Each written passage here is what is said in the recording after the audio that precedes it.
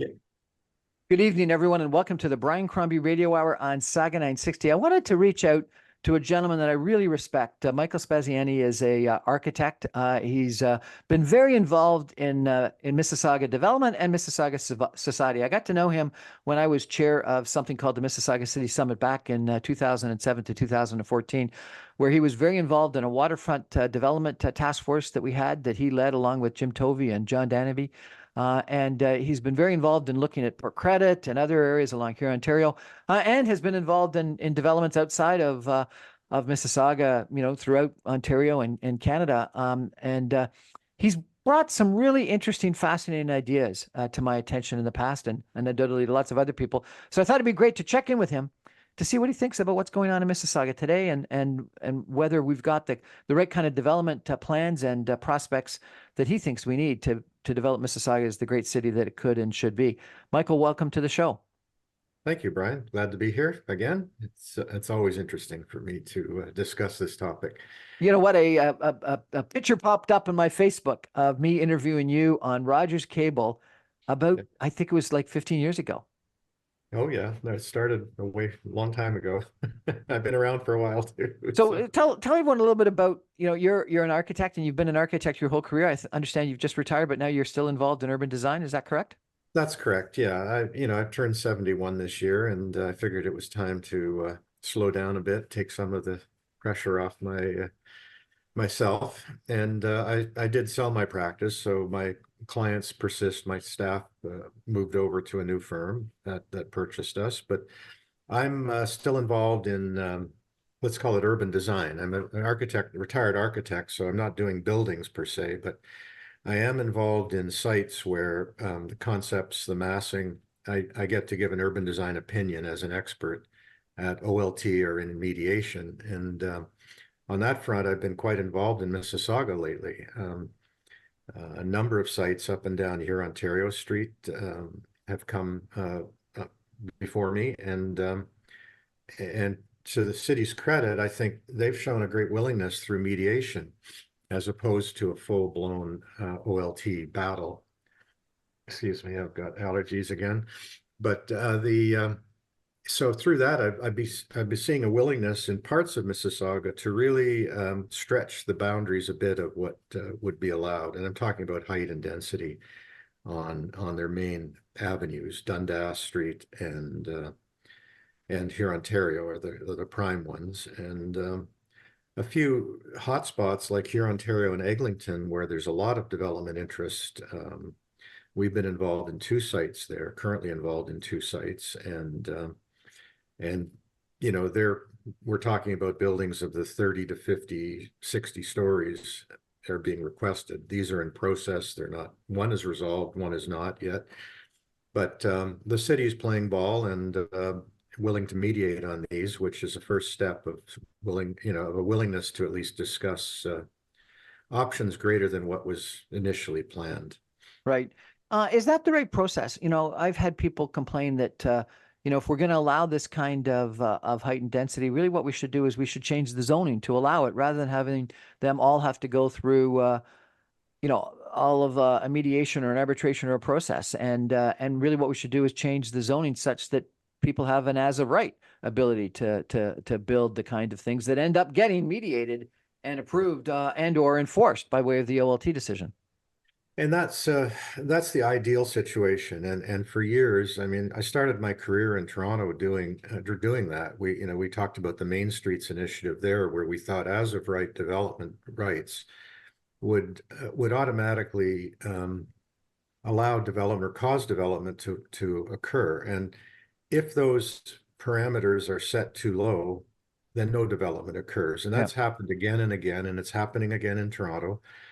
They're going through a process now of expanding housing options in neighborhoods. Neighborhoods are the single detached neighborhood zonings that exist, but they're beginning to identify what they call major streets as a place where you should be allowed extra height and density as of right.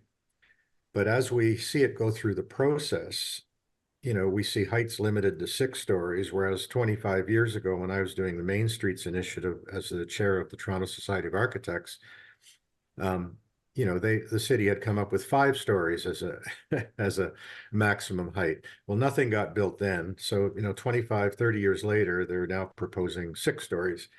And I suspect that it'll still fail in the sense of providing adequate, let's call it viability. It really comes down to viability from a development perspective. Things will only happen when they're viable and the risks are acceptable. Which means that they've got to have something in the 20-story probably. Well, they need to, and it has to have a rationale. So I know one of the studies we did years ago was on St. Clair Avenue West, and I was involved on that just to say where's the threshold when risk matches the density reward, if you will, Yep. and the profit expectations. So what happened with that one was I did a study. You look at what's the size of a property you need to acquire to do a building that is, let's call mid-rise. So we looked at, in St. Clair, we looked at, all existing retail shops. We discovered that you had about 20-foot wide properties. You had to acquire maybe 5 of those to get 100 feet of frontage. And the depth was always about 30 meters or about 100 feet. And at that size, you began to get viability with respect to constructability. Underground garages are of a size that works and is efficient. And when you crunch those numbers, the acquisition costs of buying these 5 properties that were also businesses, and you ran the numbers, I found that you had to have a minimum of 9 stories to actually make it beginning to be a low risk situation, and low risk only if it was an as of right. And it didn't have attached to it a whole process of the OLT and fighting neighbors and all that.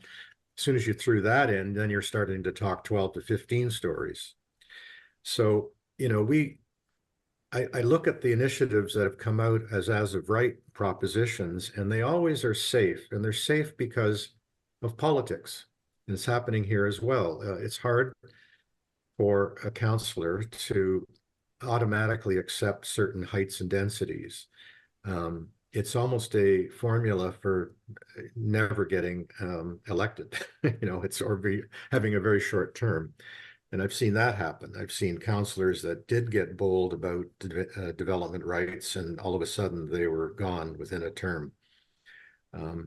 So it's a tricky business to do as of right that makes sense. And what's happened. But then what we do is we create a process where everyone's got to go through this longer process. Yeah. There's too much political involvement. There's too much risk involvement because of that time and that extra risk and the cost of hiring, planning people, architecture people, development lawyers, etc. You need more than you actually would have accepted to justify that extra time and expense and risk. Exactly. And that's where the mediation process is a little lighter. It's got a time frame that's more immediate. You can get an approval within months instead of years. Like really an OLT process is years, a year. Years. And I'm told $1 million.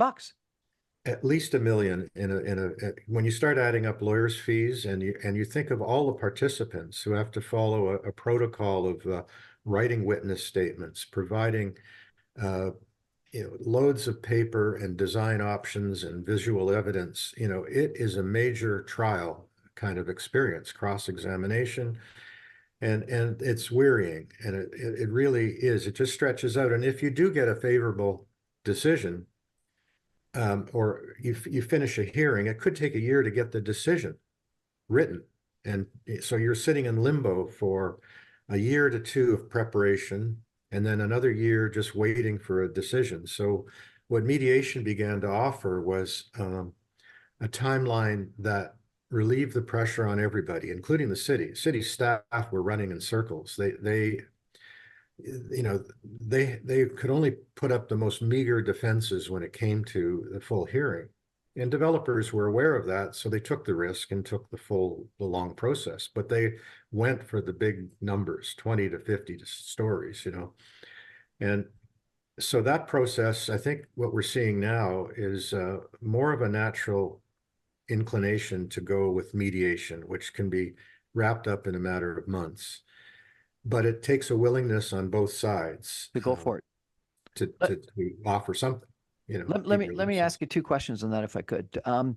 I interviewed Joe Barrage, who I think is a well-known urban planner with urban strategies, and he said that the OLT process and the mediation process ahead of OLT really is an excuse for the city councilors to not grow up and be adults, because they can cater to their electorate and say, I was against it, because they know they're going to be overruled by a city mediation and or by an OLT process. And so he said, really what you got to do is you got to force these councilors to grow up and tell the truth to their constituents, their residents, about what the city needs and what's going to end up getting approved. Yeah, I think the real issue there is that in a full OLT hearing, the city loses all their council rights, meaning the province makes the decision, and the councilors can say, look, I fought it and I did the battle for the neighbors, but we lost because the bad guys are the province. But in mediation, it only gets approved if council approves it. So you have to make a case at council.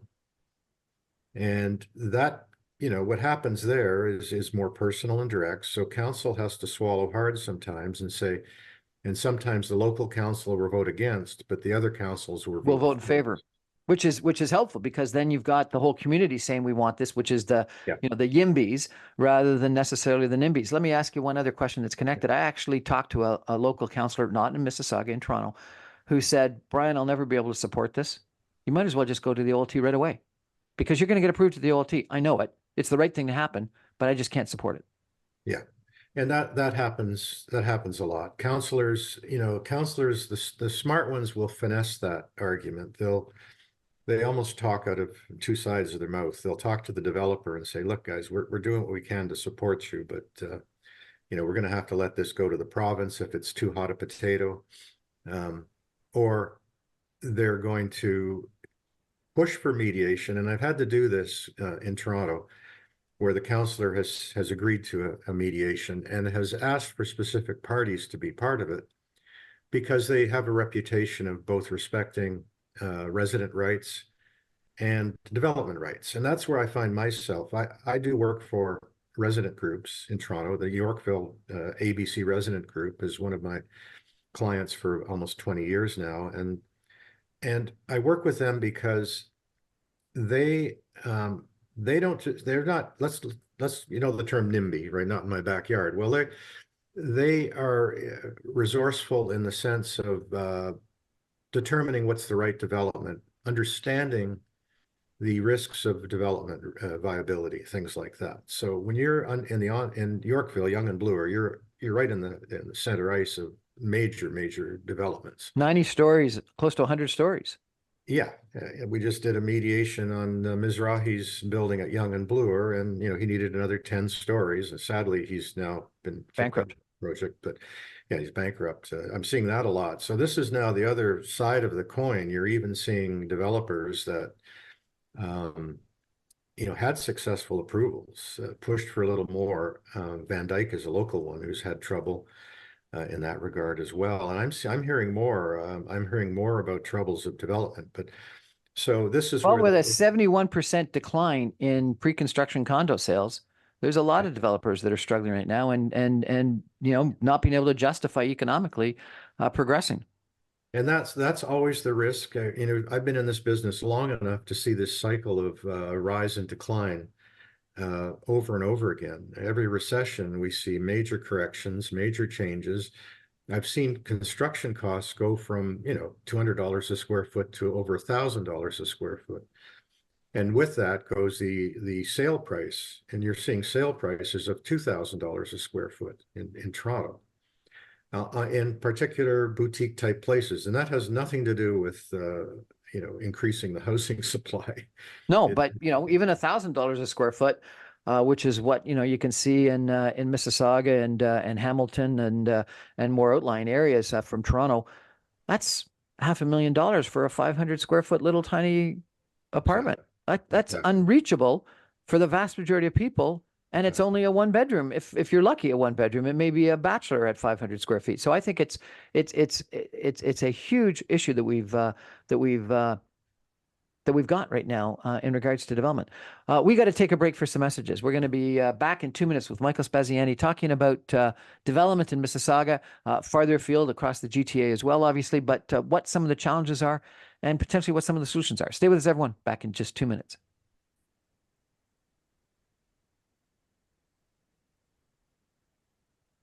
Welcome back, everyone, to the Brian Crombie Radio Hour on Saga 960. My guest tonight is Michael Spaziani. He's an architect in Mississauga. He's been very involved in architecture across the GTA in Ontario, across Canada. He's been very involved in urban development. He mentioned that he's been involved recently in mediation, actually representing residents groups, which is kind of interesting. And I got to know him because he was very involved in Mississauga Society, has been for a long period of time. And he was very involved in a waterfront development task force that we had when I was the co-chair of something called the Mississauga City Summit back in 2007 to 2014. Michael, I want to ask you a little bit more about height, if I could. It's a little bit ironic that BC has just put in place new rules that if you're within 400 meters of a transit station or a bus exchange, so just when two bus routes cross in the Lower Mainland, there's a minimum requirement for 12 stories. So they've put a minimum on the height. In Mississauga at Dixie Go, if you're within 800 meters of the GO train station, the maximum is 12 stories. Right. Isn't that ludicrous that Vancouver would be saying you got to be greater than 12 stories and Mississauga is saying you got to be less than 12 stories? Like, yeah, I just don't understand that. Yeah, and this has been a subject of many of the mediations, like because we start with those limits. Those limits are are applicable near in Cooksville and various centers where there's future intersections.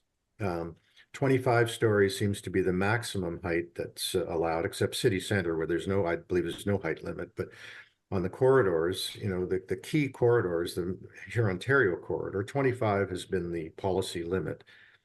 And the mediations that we've gotten involved with there have always resulted in somewhere in the 30s, mid 30s, upper 30s through mediation, because the city recognizes that these policies come into play and they take years to come into play.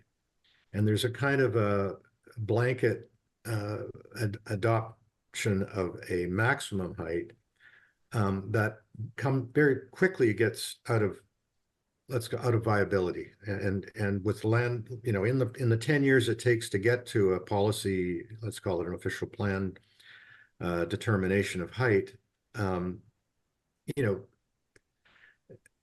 development pressures and cost of building and the market comes and goes. And so in that period of time, you can find that the heights that were set 10 years, 5 years ago, whatever, no longer make any sense from a viability and a market perspective.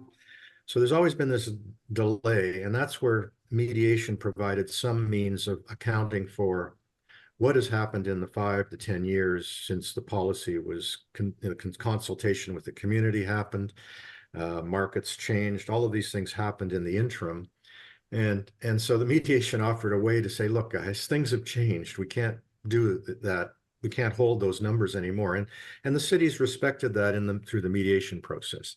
And like I said, even in that process, that you have to make a case at council that this is not an unreasonable request. It has to not have shadow impacts. It has to not have traffic impacts. So you still have to do the testing to say that, the height isn't the demon here. And opportunity sites come along, through assemblies and through a variety of reasons, but it's hard to say that every site's going to develop at the same level at the same time. So the ones that come in first are dealt with in a very particular way, that you look at the very specific impacts that might derive from that and the benefits that might arrive from that. And that includes public realm improvements. And that's been a real focus of mine, that if we're going to give density rights beyond the status quo or the limit of an official plan or secondary plan, the question I always ask the developer, what's in it for the community? You clearly need to make your numbers work, but it's not a one-sided discussion. You got to tell me what you're doing for us, the community. And sometimes I'm working for the developer and I have the same message for him. I will support you, but you got to show me where we can say to council, look, there's a benefit here. And whether it's supporting transit, but I think it's more of the tangible on grade. Where's the landscaping? Where's the mid-block connection? How does this improve community amenity? And they listen to that. It's not a big give when you initiate it at the time of creating the development. And that to me is a, that's my mantra going through. I love this, Michael. I've spoken to several architects, and maybe you'll agree or disagree, but let me ask you the question. I've spoken to several architects that say this height thing is a boogeyman, that after about 6 stories, people don't notice height. They don't recognize it, but they are very impacted by what's on the street. And so therefore, public realm on the street, retail, restaurants, not having nonstop blank walls, that mid-block connection that you talked about, POPs, private-owned public spaces, water features, fountains, landscaping, daycares, school, whatever, that is critically important. But that the difference between 12 or 25 stories, people don't notice and is a little bit irrelevant. And then further, people have told me that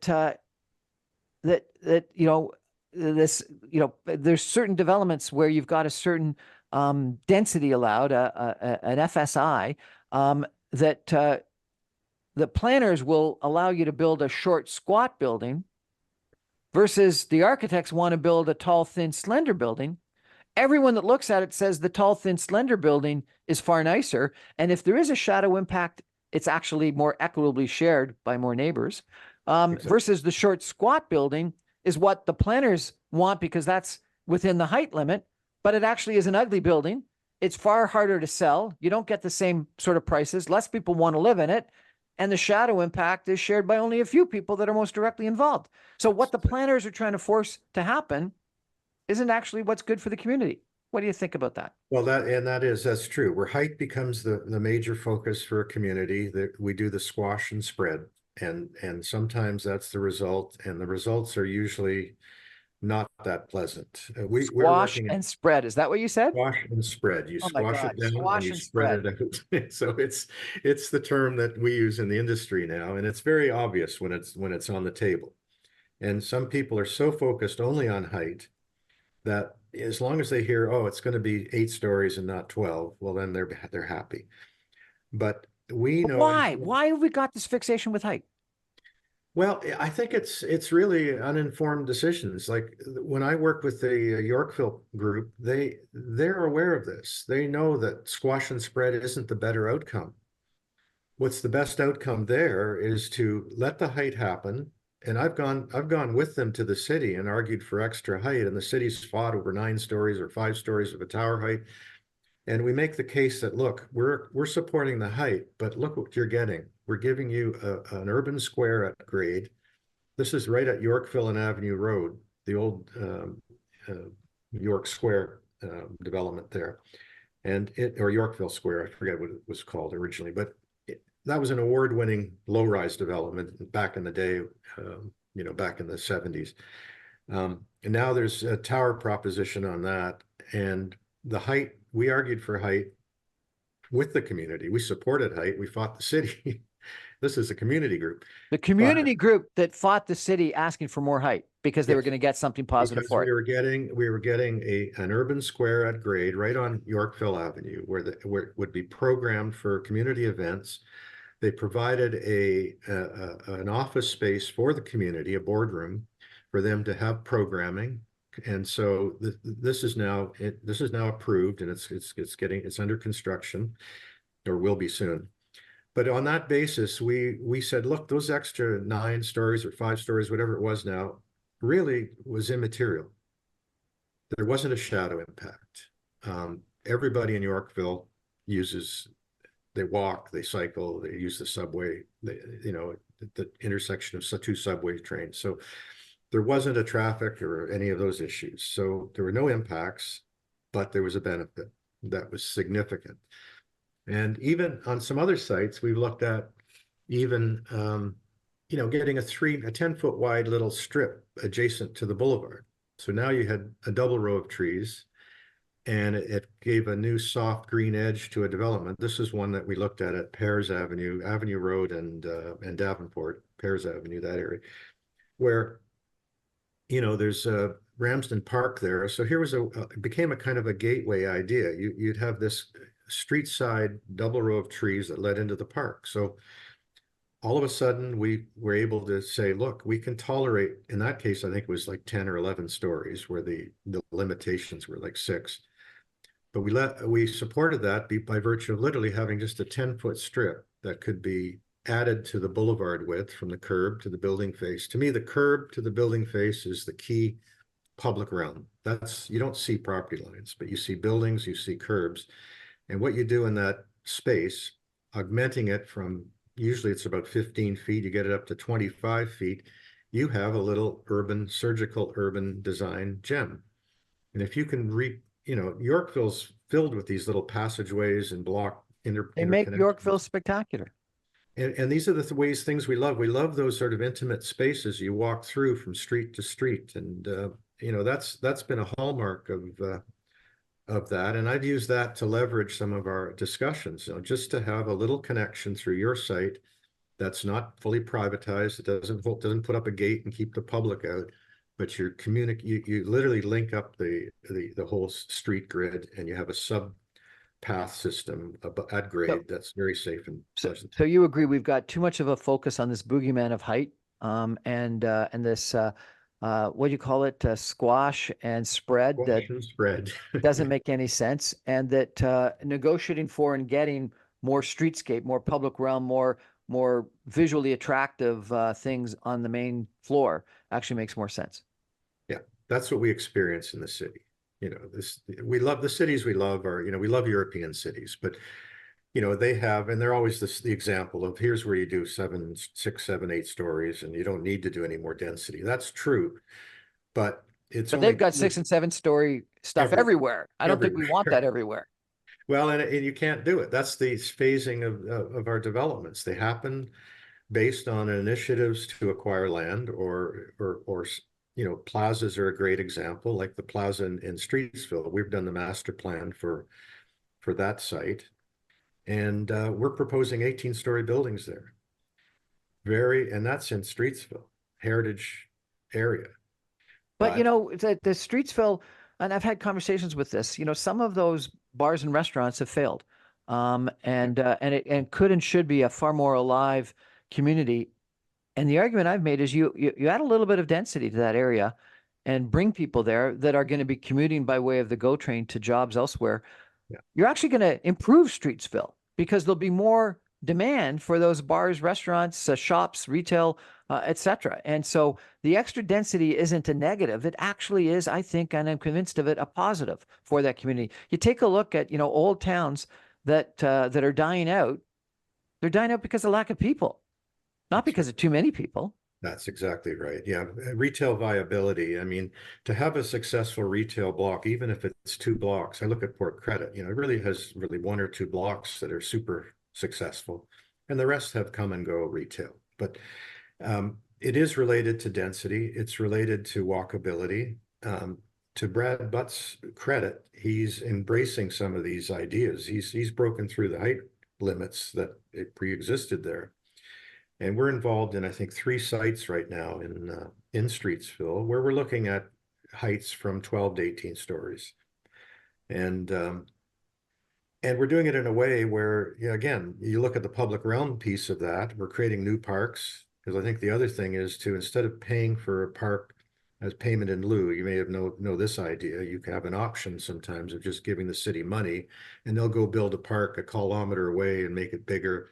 But what's missing, and I think what we're doing in Streetsville is we're actually calling for a land dedication that works within the village and creates an amenity right there where the development happens. That little square in Streetsville is wonderful. And it's where people gather all the time for an ice cream cone, for a coffee, to listen to some local artisan, etc. It's a beautiful location. I want to take a break for some messages, and we come back, ask you a little bit more about Mississauga specific development opportunities and some of the ideas that you've talked to me about in the past. Because I think, we're not dreaming big enough in Mississauga for some of the things that we could and should be developing. Everyone, we're going to be back in 2 minutes with local architect and a very civic-minded individual, Michael Spaziani. Stay with us, everyone. Back in 2 minutes.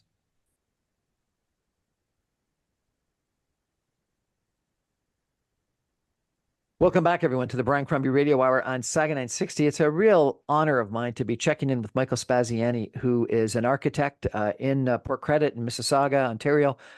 He is one of those individuals that I've really looked to for guidance and some ideas. In the past, he was very involved in one of the Mississauga City Summit task forces we had.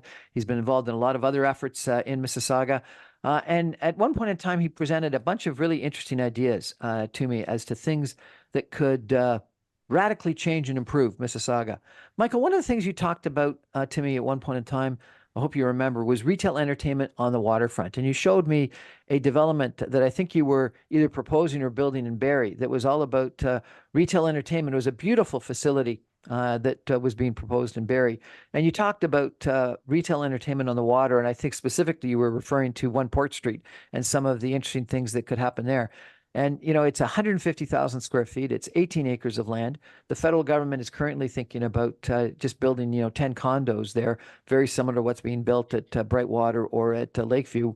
Could it be something different and better, more like Granville Island or South Street Seaport or Fisherman's Wharf? Yeah, Granville comes to mind as that. It's repurposing buildings, number one. So that's a very safe kind of approach to life. But it's creating buzz. It's creating kind of this idea of focal point and makes programming an important component of development. You create spaces that can accommodate markets that can, open air markets like Granville. You have artisan shops. You create themes. This is really this animates cities when you can create places like that.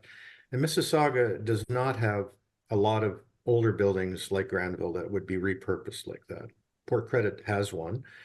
It's planned for redevelopment, and I don't think the main building there is planned to be saved. But these are again, they're tough financial ones. The one that you mentioned, we had a design for one up on Lake Simcoe, and that one could never get the financial backing to do it. The risks didn't match the cost, all of that. It was a locational issue as well. But now I think we see this opportunity happening down in Lakeview, where the pier and some really remarkable waterfront, let's call it assets, can be turned to a programming gem that I think can be remarkable. And this, I think, I have a lot of hope in that. I know Lakeview is going through some exercises to increase their density, which is not popular, but I still think the bones of that plan are still very popular from the point of view of animation of the waterfront. There aren't that many sites left that have abilities to really program and animate your waterfronts. So we have a few of them. And the future of Mississauga, I think these are going to be gems. I think that the Lakeview development is exciting. I worry that it may never really get off the ground because of where we are with condo prices and construction prices and all those things that we've already talked about. But one of my biggest concerns is that there's not even one extra lane of roadway planned and not any transit planned. And here you've got 120 acres or something like that. 15,000 to maybe 25,000 units, depending on what the zoning is that gets approved finally after the MZOs. Isn't South Mississauga going to be a disaster from a congestion standpoint? And, you add Brightwater on, which, and again, is a beautiful development. I'm not complaining about the development, but to allow it to get approved and proceed and not actually end up adding one lane of extra transportation and no rapid transit. I think Mississauga Road, Lakeshore Road, here, Ontario, are going to be a disaster in the future, aren't they? Well, when I read the reports, what I read says it won't be a disaster, but I know everybody, they really cite traffic as the main concern all along Lakeshore. And Brightwater, 75 acres. That's the size of Rome or Barcelona. Yeah, I know. These are, and frankly, Brightwater compared to Lakeview, I'd say is pretty light density, with all the townhouses and whatnot. I mean, that developer, I think, really pulled back on the density issues in order to appease the community to a degree, and possibly make the argument that transit or traffic won't be as I don't understand. I think the development is spectacular. I think it's beautiful. I think it's going to be one of the best places to buy and live.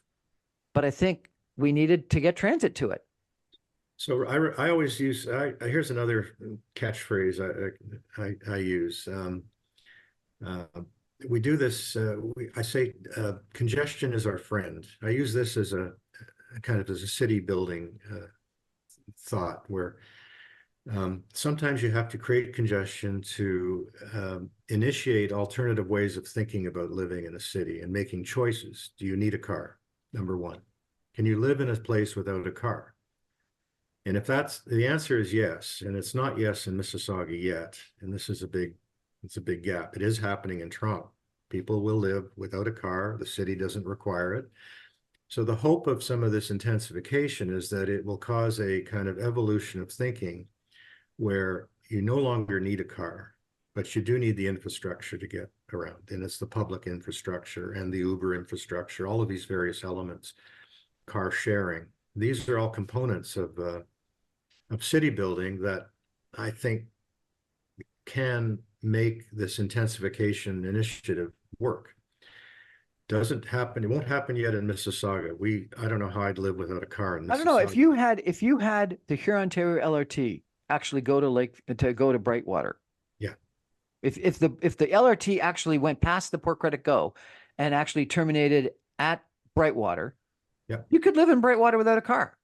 Exactly right. And that to me is the major initiative. If you can get east-west connectivity, higher order transit, connect it seamlessly with the Toronto systems. There's plans to extend the Bloor subway. There's plans to extend, but they've taken, decades to get, and they're not there yet. But I think that's the key difference. So let me ask you a question on that, if I could. Yeah. The Bloor subway actually has an environmental report that I understand has been done and approved to take it to Dixie. And it could be extended right along the rail bed, which is the GO train, effectively to Dixie. The challenge is that the Vaughan Metro Center, which has got the subway going to it, has got huge amount of height and density. And I think it's beautiful, and it's justified a living arts center and a streetscape and a retail. That's the new downtown for Vaughan. Markham, almost a new downtown for Markham, between McCowan, between Warden and Kennedy, south of Unionville. It's by a GO train station, and it's got density, it's got height, and it's got justified all-day two-way GO train service to it. The Yonge subway is supposed to be extended to Steeles and then to Richmond Hill. Yonge and Steeles has got 15,000 units and 50 and 60-story buildings, proposed and approved. Dixie is 12 and 25 stories. You're never going to justify extending a subway if Mississauga is limiting the density to 12 or 25 stories. It's naive to think that you can ever get the Metrolinx and the provincial government to extend the subway, which we'd all like, if all you're doing is building 12 and 25 stories. Am I right or wrong? You're absolutely right. But there's a double-edged sword here, because every decade you wait, the price of transit improvements goes way up, exponentially up. So this is the cheapest subway extension you'll ever have because it's on the existing rail bed. No, of course. Yeah, no, that one works. But I can tell you what's happening up at Yonge and Steeles. I was the urban designer for the Vaughan corner of Yonge and Steeles. 60 stories.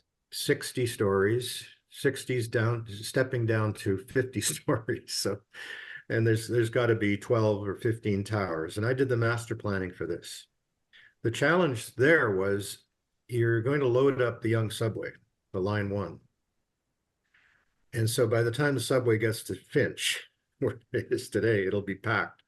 And there'll be no way to increase the capacity of the subway. The platforms are limited in length. But so everything north of Steeles now, going all the way up to Highway 7 in Richmond Hill and Markham is another focal point of density. So you may find by the time you get to Steeles, you're going to have a hard time getting on I agree. Subway. But this is why Dixie makes a ton of sense, because Dixie effectively has, if you extend the subway, it has the local and the express. Because if you're going downtown, you'll take the GO train and get all the way downtown. If you're going somewhere other than downtown, you'll take the local. And the example I don't know if it was you or someone else that told me that the 7th Avenue subway in New York is one of the most successful subways in North America. And the reason why is it's got an express and a local. There's 4 tunnels that were built back in the 1920s or something like that. And there's 7 stops on the express between Harlem and Wall Street, and there's more than 40 stops on the local. No one would take the local the whole way. Yeah. But you transfer to the express. Dixie is 19 minutes to Union Station. It's the perfect place to build density, but not 12 stories. This is the reason I moved to Port Credit. I moved to Port Credit because there's a GO train that actually did offer now offers express routes as well into Toronto. So my business was in Toronto. I moved to Port Credit and made the choice because I had this option of not having to commute. I could take the GO train. I located my house close to the GO train station. And that is a living example for me of how transit can change your approach to life. I moved my office out here for the same reason. If I had access, I had that. If I didn't have that access, I wouldn't have moved out here. And I think the same would apply to the Dixie thought, is that any extensions you can make into the city, sadly, and we're not sadly, but the reality is that a lot of us rely on Toronto for our work. And there is commuting, and Mississauga was always thought of as a bedroom community. We have to get past that through our own, but even our own commercial, businesses, they're basically all built with surface parking lots. Yep. They're not, they were done that way because it was cheaper to build, and it continues to do that. There's still huge parking lots that could be infilled with more density. Well, and every shopping center in the world, or at least in GTA right now, is presenting proposals to build towers, residential or mixed use on their parking lots. That's right. Yeah, that's yeah. 16 towers at Cloverdale, 427 in Dundas. Yeah. No, it's everybody's dreaming, and that's the markets have been supporting it up to now, but now we're going to see a turn in the absorption. So we're going to go through that up and down stage again. But in the interim, I think we're going to see all of these plans get approved. But this is the time when we should really get the transit support in place. I mean, these things take years to get done. Look at the Eglinton Crosstown.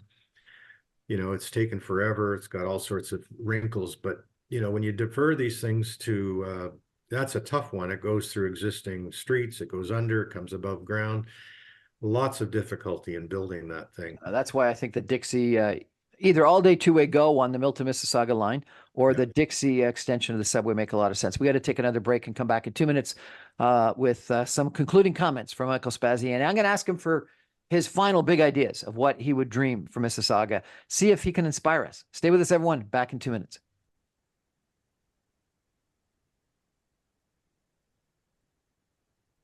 Welcome back, everyone, to the Brian Crombie Radio Hour on Saga 960. Well, Michael Spaziani, architect and man around town for the last 15, 20 minutes has been sharing with us the solutions that he would have, some ideas he would have for Mississauga going forward. And I think it's been fantastic. Michael is a renowned architect, lives in Port Credit, has been designing buildings and it seems working on mediations of development plans in Mississauga and Toronto for quite a while. He's been very involved in Mississauga civil society, and he's had lots of different ideas in that regard. And so, Michael, just as we close up here, I wonder, what do you think about the future of Mississauga? What big things would you change? How do you think we're going to solve some of these problems? Give us your plan if you were the person in charge that could change things. Okay, just one minor correction. You referred to me as an architect. My association says I must say architect brackets retired. Retired architect. Anyway, so the big picture. Mississauga has a way to go. I'm inspired a bit by the approach to the transit line sites, the Hurontario, infill along Hurontario. We've achieved some really good intensification, reasonable intensification results through a mediation process. Same on Dundas Street. There are exceptions, and this goes to the neighborhood's influence on developments. We recently went through an unsuccessful mediation on Dundas and Mississauga Road, where the Carmelite sisters had a 12-acre property. And we were proposing a 4 and a 4.5 story and a 2-story new convent for them, the seniors development. That hit a dead end because the neighborhood, the residents that were immediately adjacent, even though this was adjacent to Mississauga Road and Dundas, an intensification corridor, the city lacked the will, the wherewithal to say this is a good development to enhance and increase the options for living in that part of the city. It wasn't all single detached houses. Challenge in Mississauga is that the challenge and the opportunity is to start to alter the approvals on some of those detached housing sites. The idea of, and Toronto's going through this again, they're going through their expanded options, housing options on major streets. But even to take a 60-foot lot and begin to allow 2 units, that would be and do that as of right. That would be a soft and gentle way to start pushing up some density options within the neighborhoods. But all of this even relies on the idea of transit support. So, because I know we're going to hear from every single detached house that gets an application for 2 units, 3 units, or 4 units, that the province is kind of pushing. There's going to be 4 cars associated with that. Where do the cars park? People are going to go ballistic. There will be parking on the street. So you have to, at the same time, you have to build the transit support, the public transit support, to make these things viable. And it's going to be a long-term battle in Mississauga. I'm not optimistic because even Toronto is going through this problem of their neighborhoods converting. They're allowing things like lane housing, things like that. We don't have a lot of lanes in Mississauga, so our stuff all follows onto the streets. So this idea of a soft intensification, missing middle, some call that, is a good initiative, but in Mississauga, it's going to have to be handled very carefully politically, because I think the people, I've always said this, people moved to Mississauga so they could have their own private Idaho, the idea of their own backyard, their own little gym. They do, but people can't afford it anymore. Yeah, we're hitting the wall, and that's exactly right. So this would achieve both affordability targets. If you can convert 1 house to 2 at a lesser price, if you convert 1 into 4, even better. And I think about the old bylaw on Port Credit. There was an older bylaw on Port Credit that, as of right, allowed duplexes, triplexes, and small apartment buildings within neighborhoods. And some of that still exists just between the railway tracks and Lakeshore. But that, in a way, that was 1970, that bylaw. It actually came from before Mississauga. So it as of right allowed this multiple dwellings within a neighborhood street. And you see some of it built back in the 60s. It was built. No issues, no problems, but it was a way to provide smaller apartment forms within a neighborhood without, disturbing the whole or upsetting the whole apple cart. So I think there's 2 fronts here. I think Mississauga is doing a good job on their main streets where there is transit. They need to keep pushing the Dundas corridor, pushing the Lakeshore corridor. I think these are important completions that have to still be done. And then we have to look at, as of right, potential for increasing or altering the single detached mindset. I had an interesting breakfast with former Mayor Hazen McCallion at one point in time, and we were talking about the building that is at the northwest corner of College Way and Mississauga Road. I think it's a senior's residence that's probably, what, 20, 25 stories? Something of that, yeah, I think 20 something, low 20s, I think. And she said, Brian, it's the most ironic thing. When it was proposed, I had every resident in the area call me up and complain about it. Every single resident called me up and complained about it. You know what's happening now, Brian? They're all calling me up and asking me if I can help them get in because it's such a beautiful place to live and to retire to. I think that part of the problem is we all have this boogeyman about development and progress and height and things like this. And then if it's well done, it's got to be well done. It's got to be well done. Yeah. But often when it happens, we actually like it. I was in Mississauga City Hall, actually to register to run for mayor. And you know what's on all the screens?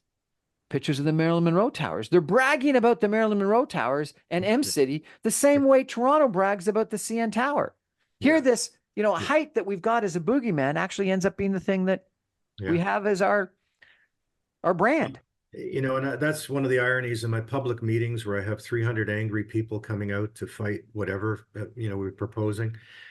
The back of the room at the end of the presentation, there's always a dozen people that say, where do I sign up to get on the waiting list to get into this? And you say, well, why didn't you speak up? And they're afraid to. They're afraid to because of the, I think this is part of the problem is I worry, a failed municipal democracy because we only have 20% of the population that turns out to vote. And so therefore the councillors, and I think it's wrong, but it's sort of regrettably understandable, they end up working for the people that vote for them. They cater to their base. They cater to the people that are going to get them elected again, rather than thinking about the 80% of the people that are still their citizens, still they're working for them, but they may actually have different views. They don't come out to vote. They're not noisy. They don't go to community meetings, but they're the majority, the vast majority. 4 out of 5 people in Mississauga don't go out to vote, but they have every right for good representation as the 1 out of 5 that do. Michael, thank you for the role you've played in Mississauga. I really appreciate it. You've been an inspiration to me and many, many others. Thank you so much. You're welcome. My pleasure. That's our show for tonight, everybody. Thank you for joining. I remind you I'm on every Monday through Friday at 6 o'clock on 960 AM. You can stream me online at www.saga960am.ca. All my podcasts and videos are available on my website, briancrombie.com. I post my podcasts on numerous different podcast servers, and all my videos go up on social media and YouTube. Please subscribe to my YouTube channel. Michael Spaziani, I look forward to hopefully mediating something with you in the future. That would be great. I cheer for you. That's our show tonight. Thanks, everybody. Good night, Michael.